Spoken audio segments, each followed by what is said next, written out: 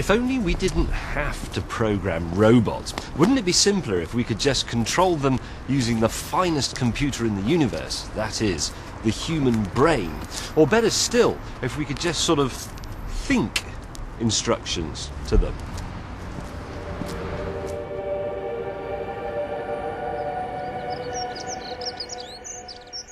I've come to the University of sunny Southampton to take part in one of the most peculiar experiments I've ever heard of.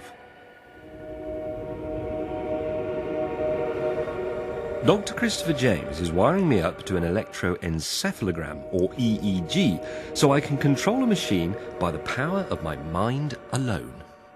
By sticking electrodes onto your scalp, what we're picking up is electrical activity from the brain. On the channels on the screen we can see the brain activity, and what I've done is put electrodes over the sensory motor cortex, which is the area of the brain which responds when you think about moving your arms, legs, fingers, etc. Right. All you need to do is capture that information and channel it into the computer. So what we need you to do now is to think about moving a limb, moving your hand, moving your fingers. But without actually moving it? Without actually moving it. Okay, so with my left hand, in my mind, I am stroking a cat, and with my right hand, I'm making a fist and punching that really irritating bloke from the Building Society advert.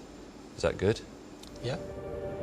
With these dramatically different images in mind, Christopher asked me, or rather my brain, to steer a cursor to hit a target, and I was confident. How hard is it to sit and think? Oh! That was close. Very close. I was steering it. Yes. Concentrate. No. Oh. Oh, come on. This was far harder than I'd expected. Okay, let's do one. Absolute concentration. Remember, it's cat stroke for left, face punch for right.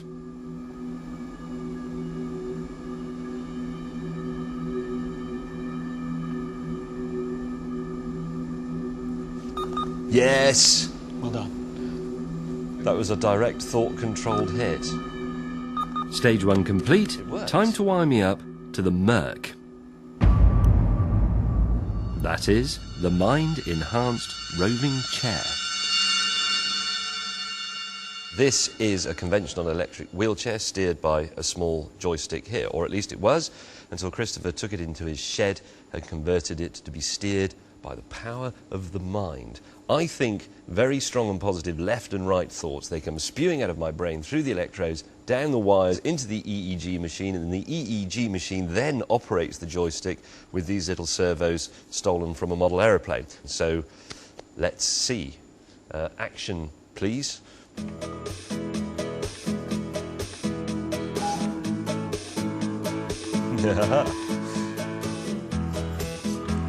Stroke cat, stroke cat, cat. How about that? Davros, creator of the Daleks, had something like this. He wanted to take over the universe. I want to stay on the illuminated test area. Good right hook on the bloke from the Building Society advert. Now I think I'll stroke the cat. Yes.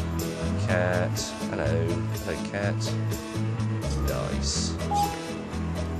I found it easier to operate the kit if I stayed perfectly still.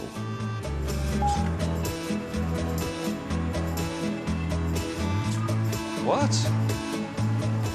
No, I'm getting the cat and the bloke from the building. I'm going to stick with the cat, see if I can get back onto the dance floor. I mean the test area. Oh, bloody hell. I'm going to crash. No! No! Off! Sorry. I know that back at home you're thinking that this must be very easy. You just sit in a chair and think about things on the left and things on the right, but it's not that simple, I promise you. It's very difficult to empty your mind of everything apart from stroking a cat or hitting a bloke in an annoying Building Society advert. You try it. Think of nothing else but those things. I'm useless at this.